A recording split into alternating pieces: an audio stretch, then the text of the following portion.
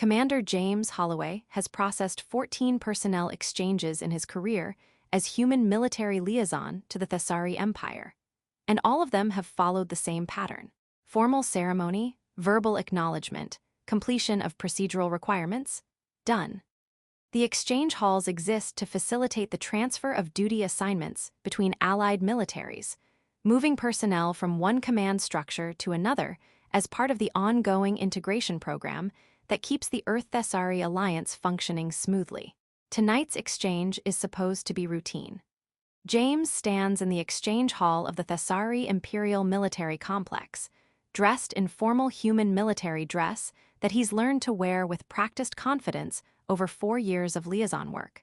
The hall is impressive: vaulted ceilings supported by columns of living crystal that shift color with ambient sound, polished stone floors that reflect the ceremonial lighting overhead. A space designed to give weight and significance to what might otherwise be simple administrative procedure. Thessari culture treats personnel exchanges as meaningful ceremonial events rather than bureaucratic formalities.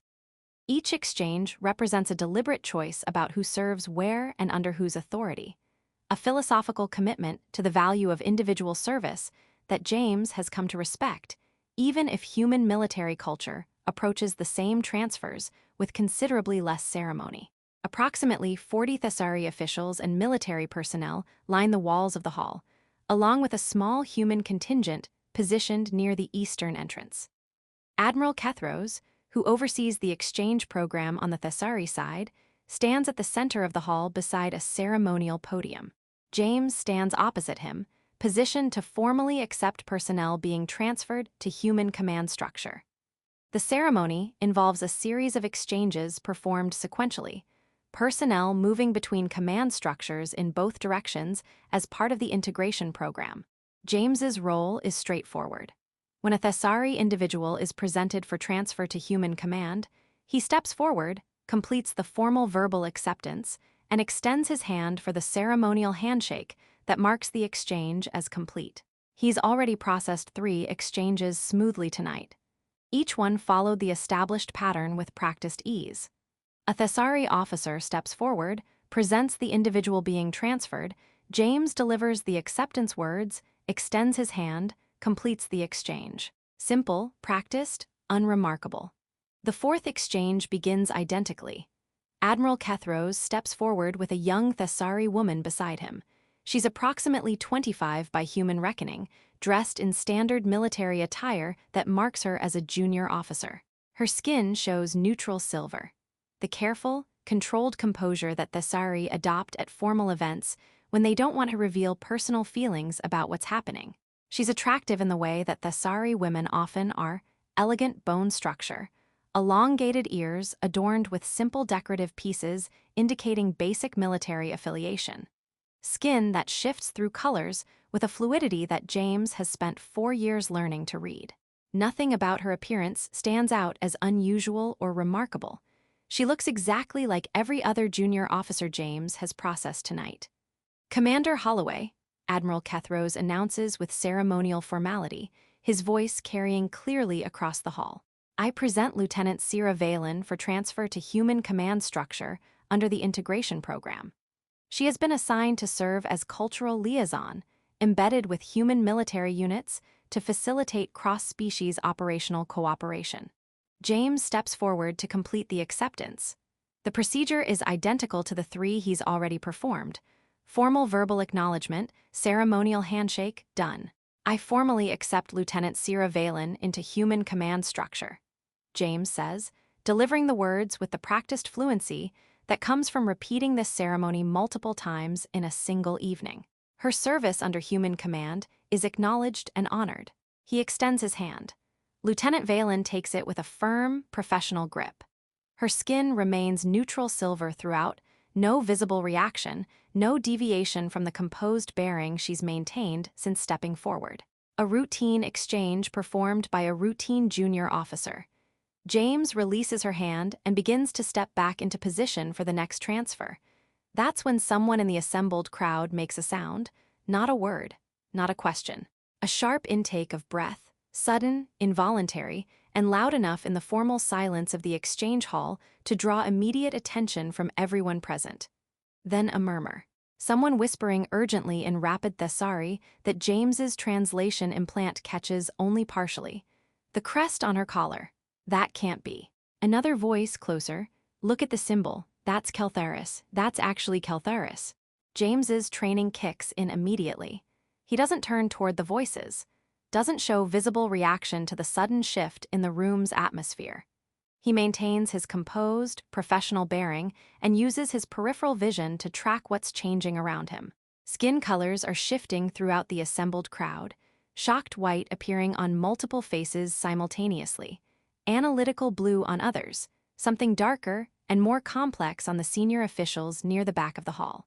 The murmurs are spreading like ripples across water, each new voice adding to the pattern of urgent, whispered conversation. Admiral Kethros has gone completely still beside the ceremonial podium. His skin, which had been showing the confident gold of someone conducting a routine formal event, has shifted to something James can't immediately interpret. A complex blend of colors that suggests multiple competing reactions happening simultaneously. And Lieutenant Sera Valen is watching James with an expression that has changed from neutral composure to something else entirely. Something that looks like she's been waiting for this exact moment. Something that looks like patient assessment. Watching to see how he responds now that something unexpected has shifted the ground beneath what was supposed to be a simple exchange. James looks at her, really looks, trying to understand what everyone else in the room is suddenly focused on, and sees it for the first time. The symbol on her collar. Small, subtle, etched into the fabric just below the neckline, in a design that James had noticed when she stepped forward, but had dismissed as decorative. The kind of personal or house marking that Thessari military uniforms commonly incorporate without James needing to understand their specific meaning. He's been wrong about that. The symbol is clearly not decorative. The room's reaction makes that unmistakable. And whatever it means, whatever the crest etched into Lieutenant Sera Valen's collar represents, it has transformed a routine personnel exchange into something that no one in this hall anticipated. James maintains his stillness, maintains his composure, maintains the rule that has kept him functional through 4 years of navigating situations he doesn't fully understand. He waits. The murmurs continue spreading through the hall with increasing urgency. James can track their progression by watching skin colors shift. Each new person who processes what they're seeing adds their own reaction to the cascade of shock and recognition rippling through the assembled crowd. He doesn't move, doesn't react visibly.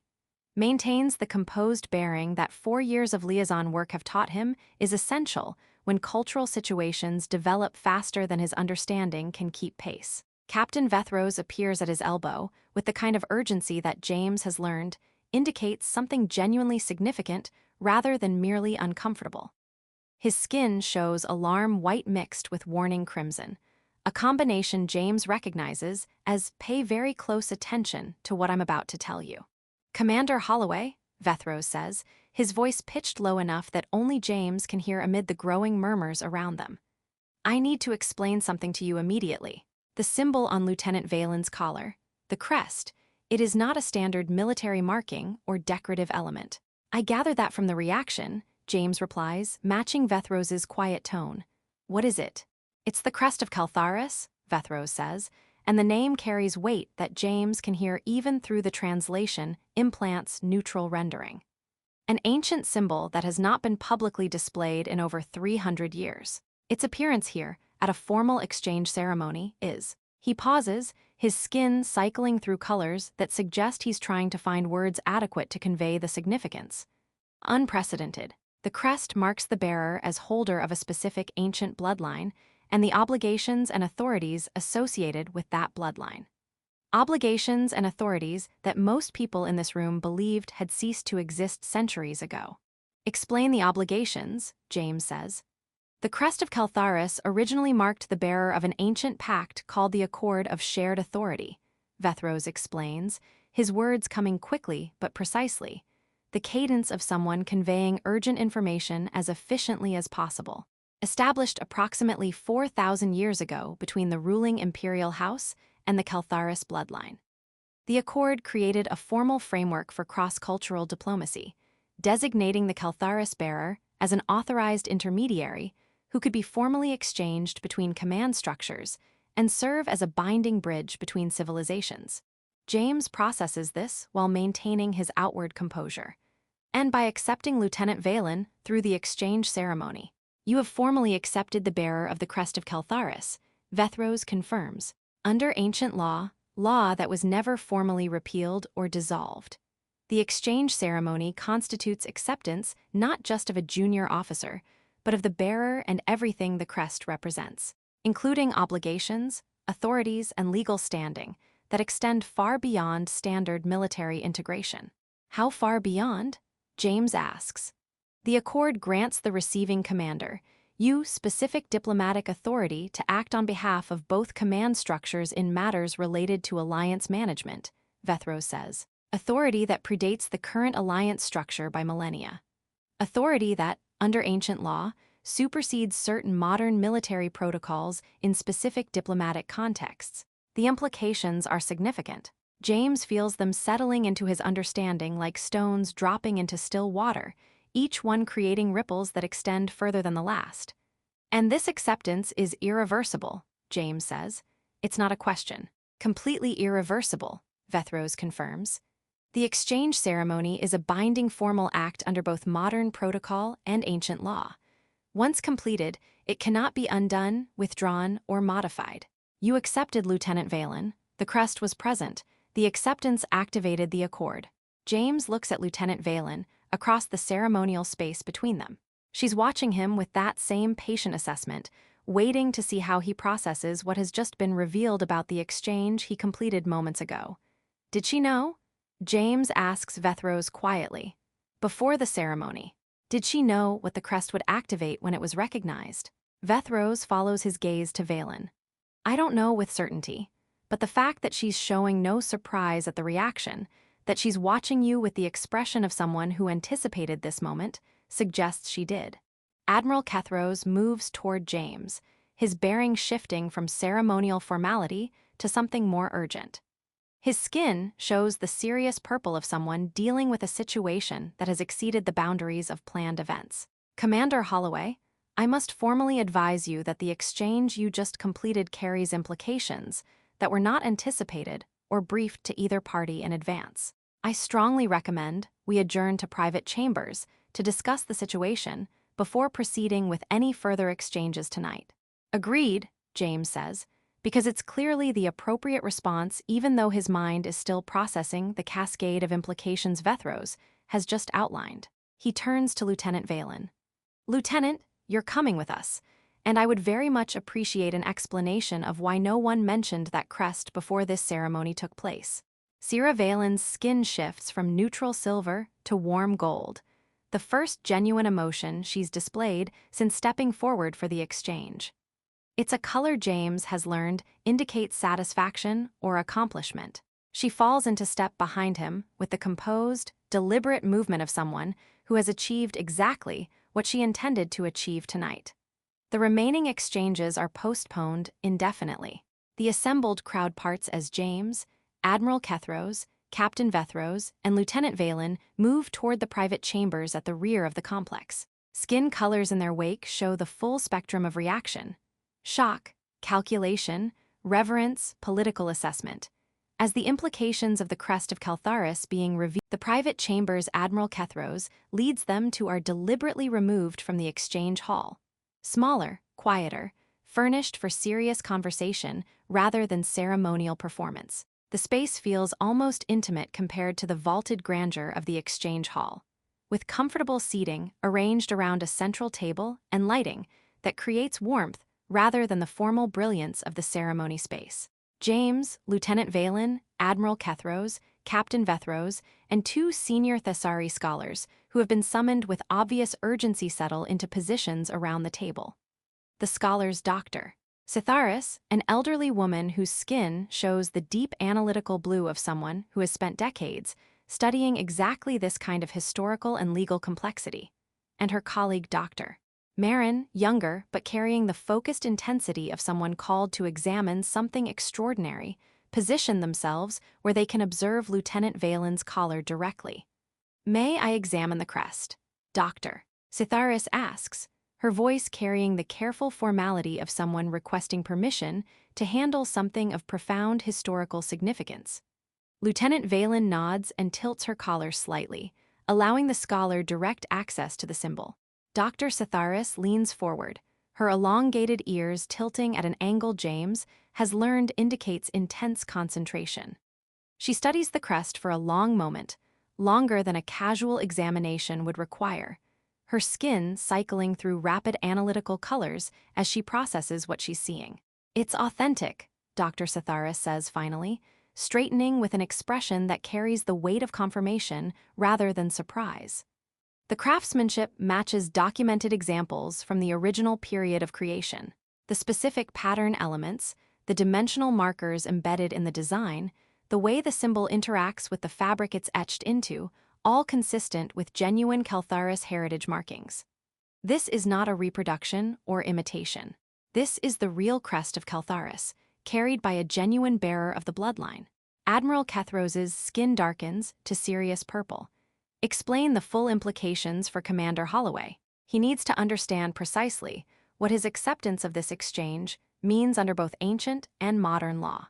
Dr. Kethros turns to James with the careful deliberation of someone about to deliver information that will fundamentally alter his understanding of his situation. "Commander Holloway, the Crest of Kel'tharis marks the bearer of an ancient pact called the Accord of Shared Authority. This accord was established approximately 4,000 years ago between the ruling imperial house and the Kel'tharis bloodline, a family selected and cultivated over generations, specifically to serve as intermediaries between civilizations." She pauses, ensuring James is following the explanation before continuing. "The accord created a formal framework for what we would now call cross-cultural diplomacy. The Kel'tharis bearer was designated as an authorized bridge, someone who could be formally exchanged between command structures, and, through that exchange, create binding connection between the receiving civilization and the Thessari Empire." "Binding in what specific ways?" James asks. "The accord operates on several levels," Dr. Kethros explains. "First, the bearer herself. Once formally exchanged and accepted, she is bound to serve in the receiving command structure for 7 years, not voluntarily, as modern integration assignments work, but through the legal framework of the accord itself. That obligation cannot be withdrawn or modified by either party." She continues. "Second, the authority granted to the receiving commander. By accepting the bearer through formal exchange ceremony, you have been granted specific diplomatic standing under ancient law. You can act as authorized intermediary in alliance-related matters where standard channels would be too slow or too formal. You have legal authority to make binding commitments on behalf of both command structures in contexts covered by the accord." And third, James prompts, sensing there's more. "Third, and perhaps most significantly, the accord establishes the exchange as a permanent marker in the relationship between the two civilizations involved," Dr. Kethros says. "The acceptance of the Kel'tharis bearer creates a legal and historical record that cannot be erased or denied. It formally binds the receiving civilization to the relationship in ways that go beyond treaty or alliance agreement. The exchange becomes part of the foundational history between the species. The implications settle over the room like weather changing." James processes them methodically, the way his training has taught him to handle situations that exceed his initial understanding, breaking complex information into components, evaluating each one, building toward a comprehensive picture. "The modern integration program was modeled on this accord," James observes, looking at Admiral Kethros. "Partially," the Admiral confirms. "The structure of voluntary exchange between command structures draws on the framework established by the accord. But the modern program deliberately removed the binding elements, the irreversible obligations, the granted authority, the permanent historical marking. It was designed to achieve similar goals through voluntary cooperation rather than ancient legal compulsion.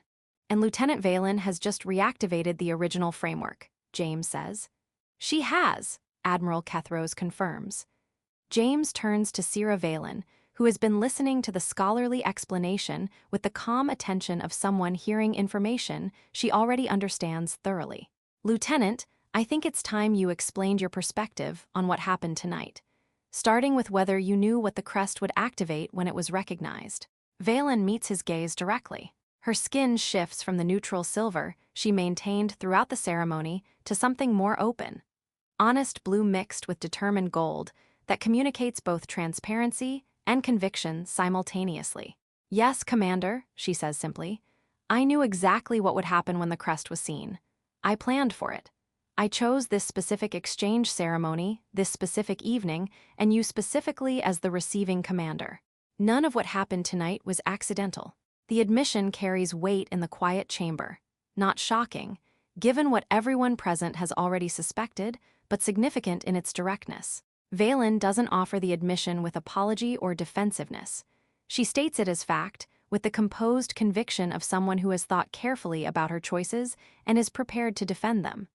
"Explain why," James says. "Because the alliance between our species needs more than voluntary cooperation," Valen replies, her voice carrying the conviction of someone speaking from deep conviction rather than political calculation. Voluntary programs can be withdrawn when inconvenient. Treaties can be renegotiated when circumstances change. But the accord creates something that cannot be undone, a binding connection that persists regardless of political convenience. Her skin settles into warm gold, the color of deep conviction. The Kel'tharis bloodline was created for exactly this purpose.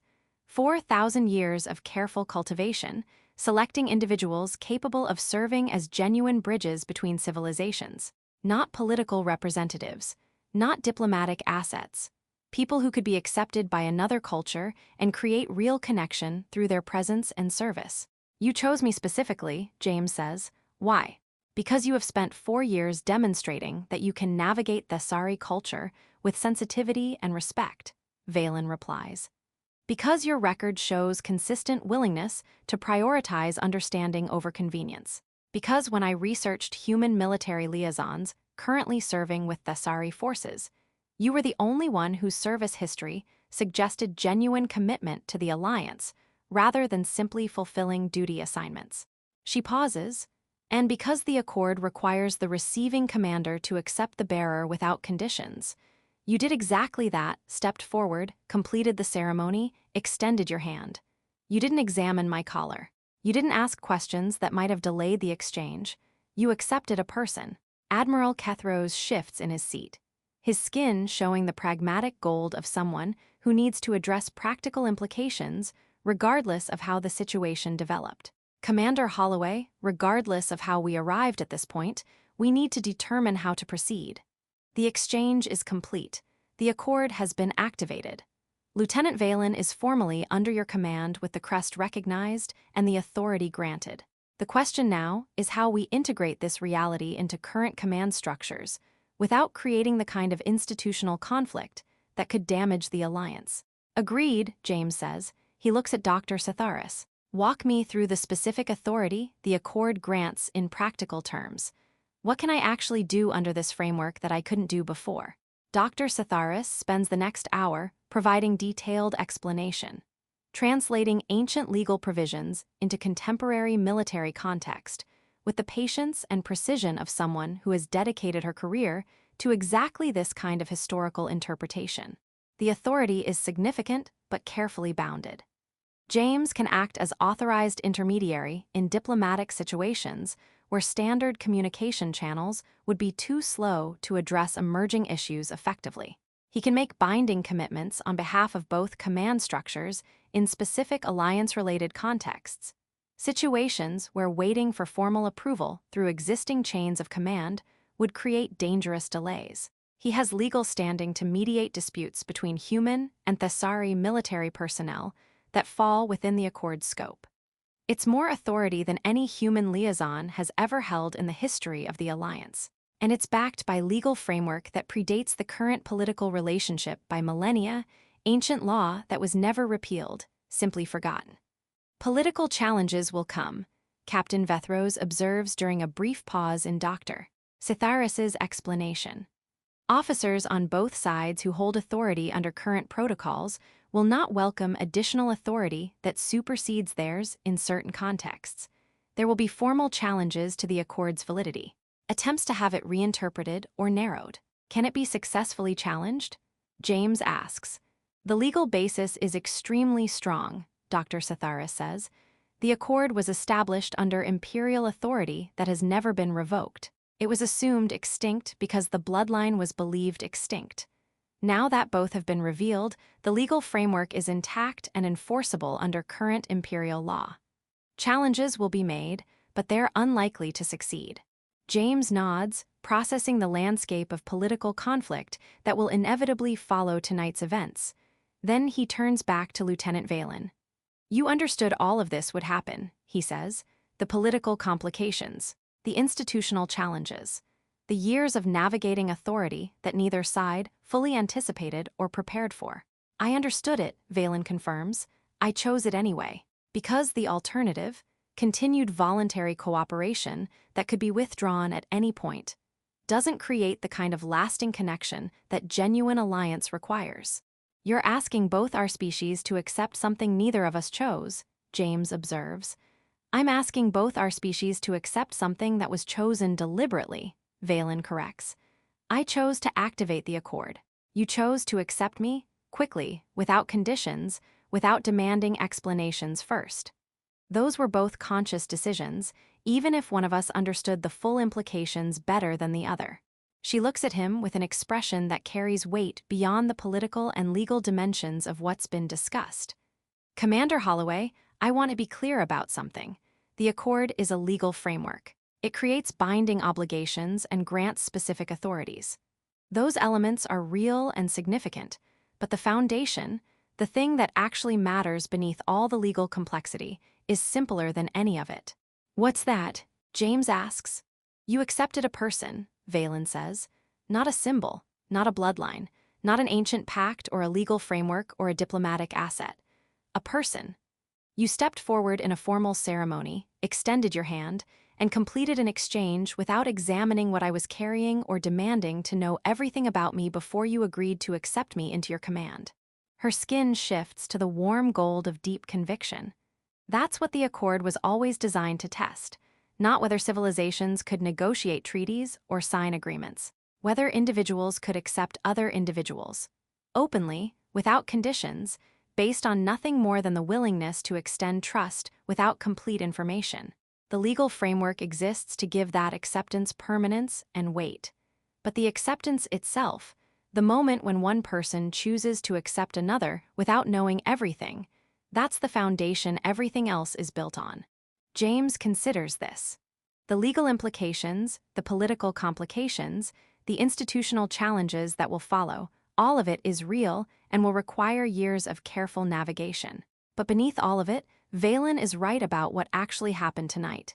He accepted a person, without hesitation, without conditions, without examining what she carried or demanding explanations before completing the exchange. He chose trust, and that choice, simple, unremarkable in the moment it was made, has activated something ancient and binding and irreversible.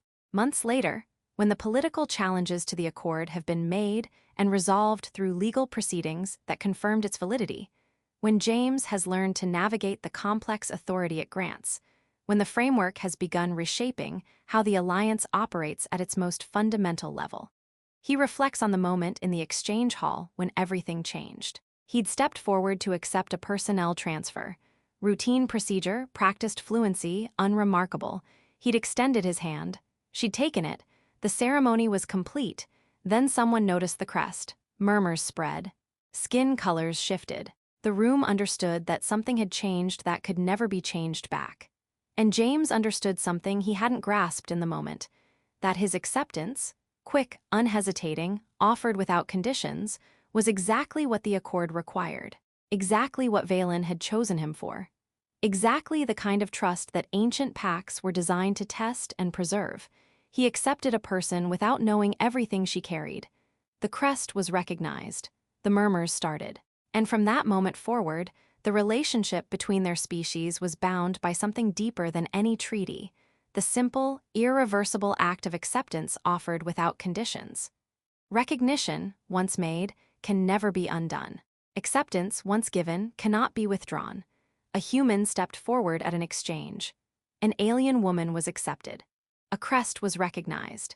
And everything changed, not because of ancient law or binding obligations, but because one person chose to accept another without demanding to understand everything first. That choice was enough.